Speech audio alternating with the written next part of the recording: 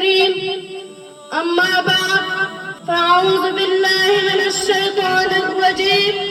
بسم الله الرحمن الرحيم.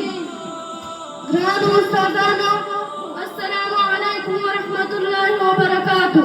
زون أنت ستاد أمتها واسترعما بارا خبر وانجي كواب جدعنا تقوى أو دحق وإنا نكدا فغدا إمام أبو حنيفة رحمه الله لهغا أسلي نعمان بن ثابت أو خوفا في زيجة له وفايل كي هغا صادق تاجر ورستي فجوان دنين عينم توقفكر دا مفتخوي چې انسان دنين فجوان بدلوا راشي.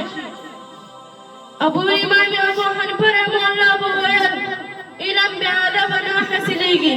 هغه باندې استاد ډېر ادب کاوه او شاګردانو ته به یې هم ورزده کاوه.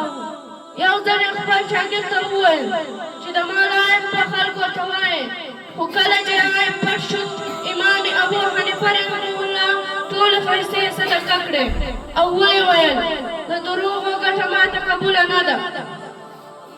هغه د حاکم او ناحقه منصب قبول نه کړ، زندان ته ولاړ، خو هغې پرې نه ښود.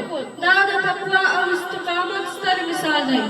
ګرانو زده کوونکو، د امام ابو حنیفه رحمه الله ژوند موږ ته دا درس راکوي چې علم په محنت سره زده کېږي.